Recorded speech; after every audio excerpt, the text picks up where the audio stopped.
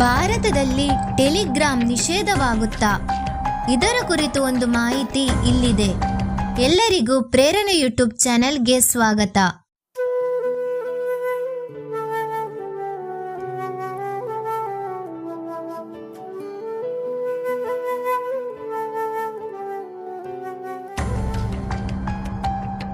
Mobile ಸಾಮಾಜಿಕ ಮಾಧ್ಯಮವಾದ Telegram ಅನ್ನು ಭಾರತದಲ್ಲಿ ನಿಷೇಧಿಸುವ ಸಾಧ್ಯತೆ ಇದೆ ಎಂದು ವರದಿಗಳು ಹೇಳಿವೆ.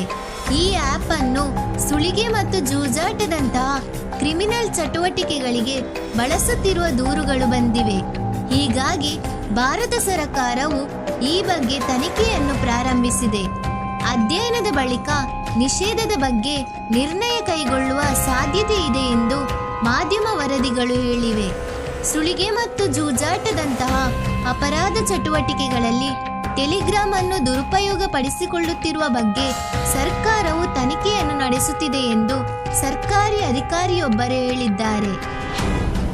ಅಪರಾಧ ಚಟುವಟಿಕೆ ತಡೆ ವಿಫಲ, ಟೆಲಿಗ್ರಾಮ್ ಸಿಇಒ ಫ್ರಾನ್ಸಿನಲ್ಲಿ ಸೆರೆ. ಖ್ಯಾತ ಸಂದೇಶ ರವಾನೆ ಆ್ಯಪ್ ಟೆಲಿಗ್ರಾಮ್ನ ಸಿಇಒ ಪವೆಲ್ ಡುವೋರೋ ಅವರನ್ನು ಫ್ರಾನ್ಸ್ನ ಪೊಲೀಸರು ಪ್ಯಾರಿಸ್ ವಿಮಾನ ನಿಲ್ದಾಣದಲ್ಲಿ ಬಂಧಿಸಿದ್ದಾರೆ.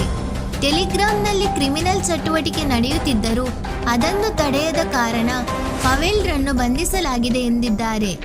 ಬಂಧನಕ್ಕೆ ರಷ್ಯಾ ಖಂಡನೆ ವ್ಯಕ್ತಪಡಿಸಿದೆ. ರಷ್ಯಾ ಮೂಲದ ಪವೆಲ್ ಹಾಗೂ ಸೋದರ ನಿಕೋಲೈ ಟೆಲಿಗ್ರಾಮ್ ಸ್ಥಾಪಕರಾಗಿದ್ದು ಸದ್ಯ 90 ಕೋಟಿ ಸಕ್ರಿಯ ಬಳಕೆದಾರರನ್ನು ಹೊಂದಿದೆ. ಈ ಮಾಹಿತಿ ನಿಮಗೆ ಇಷ್ಟವಾದಲ್ಲಿ ಈ ವಿಡಿಯೋವನ್ನು ಲೈಕ್ ಮಾಡಿ ಮತ್ತು ಶೇರ್ ಮಾಡಿ. ಹಾಗೆಯೇ ನಮ್ಮ ಪ್ರೇರಣಾ ಯೂಟ್ಯೂಬ್ ಚಾನೆಲ್ ಅನ್ನು ಸಬ್ಸ್ಕ್ರೈಬ್ ಮಾಡಿ. ಧನ್ಯವಾದ.